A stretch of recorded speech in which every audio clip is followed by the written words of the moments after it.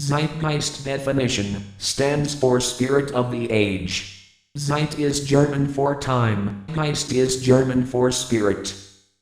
Adolf was born on April 20th, 1889, also in a rural area, in Braunau, a small desolate town in Austria.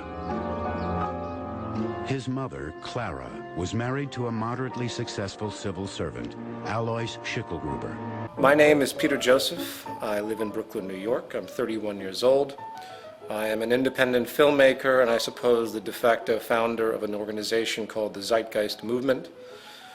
As far as my background, I was born to what I consider to be a middle-class family. My father is now a retired postal employee, and my mother is a retired Child Protective Services employee. In fact, a lot of my social dispositions on society, I think, might come from the experiences I had listening to the stories coming from my mother, which allowed me to grow up in a very different upbringing than I think most people grow up into in a rural town in a place in the South, such as North Carolina. And I was exposed to a lot of different cultures, a lot of different interests, a lot of things that you wouldn't find in a typical high school, say, in the South. I was exposed to a large variety of people, and artistic and creative people specifically, which I think imprinted on me, so to speak, and I continue those trends today.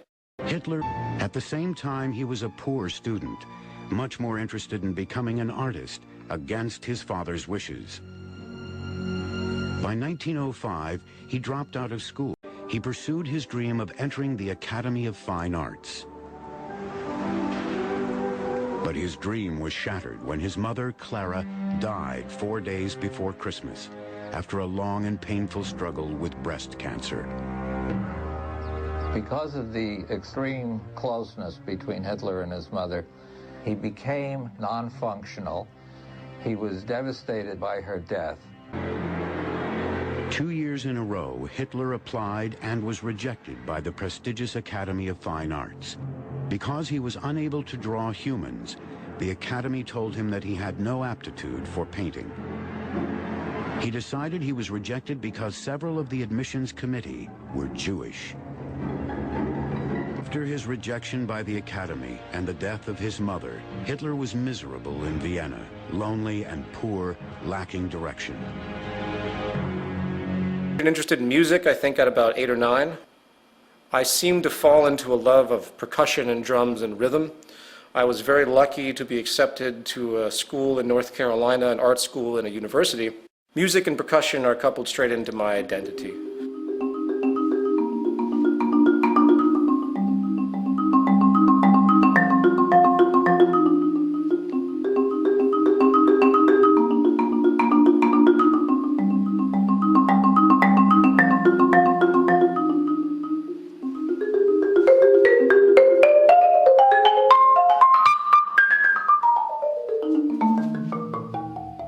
People say to me, well, you work with this social organization, but yet you're just a musician, just a musician. The credentialism tendency that comes up a lot with anyone that talks about the issues that we talk about in the movement or that have been talked about in the films.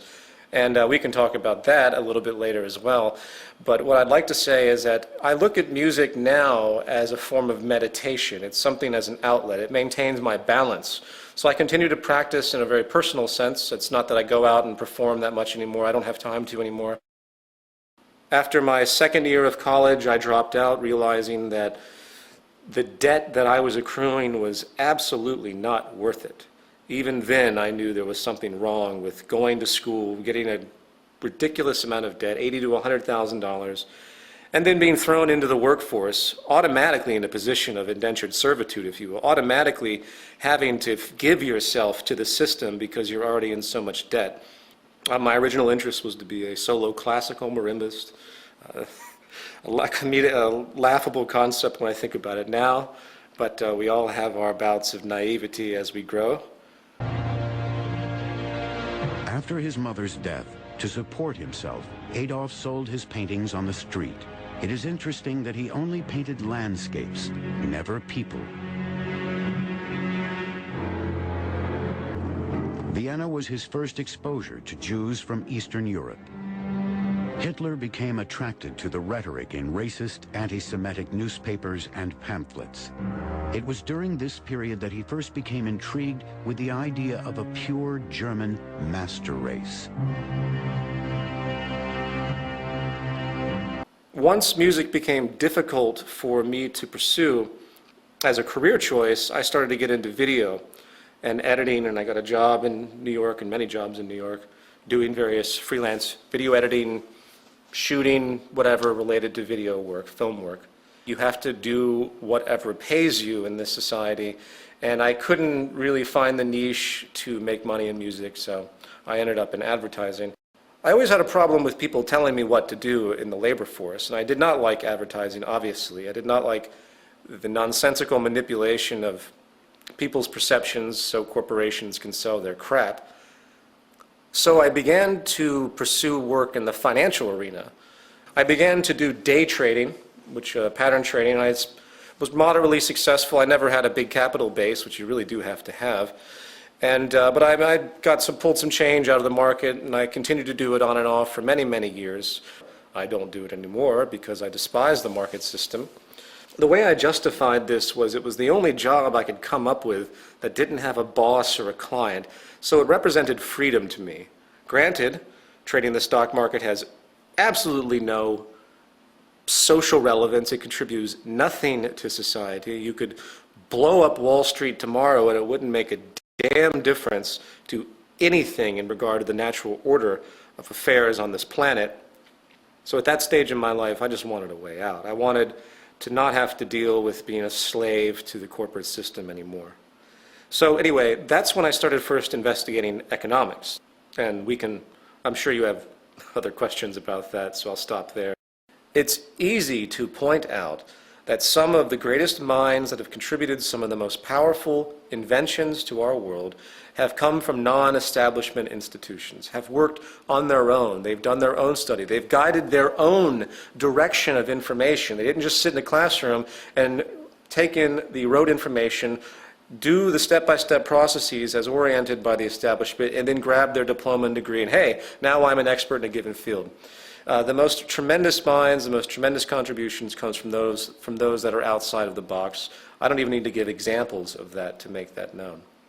So, back to my point, when it comes to social theory, if you will, credentialism I give zero weight to. Academia is a detriment to advancing social progress. Another form of attack simply comes from the cultural nuance, comes from the social programming, what we call the self-appointed guardians of the status quo. People that are suffering in the system just like anyone else, but their social identification is so powerful, they are so locked into the box, that they find it infuriating to think that what they're living is actually wrong, paradoxically. I get this all the time from people.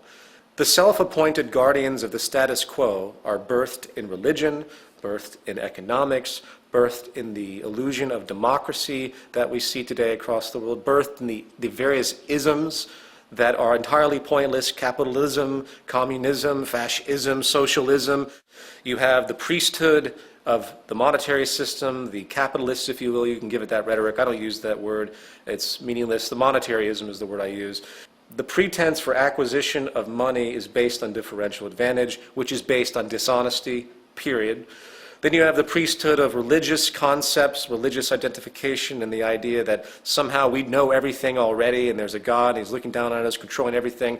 I won't even go into the paradoxes that come from that extremely narrow notion. So in other words, the biggest crutch to the evolution of human thought is breaking your own indoctrination. It's very, very difficult to overcome emotional elements that have become so ingrained in you that you have an immediate reaction, an immediate suffering and pain when anything interferes with that. And it's a very, very complex problem. But I'll say it again. We have to learn how to identify and break our own indoctrination if we expect to move forward at all as a civilization.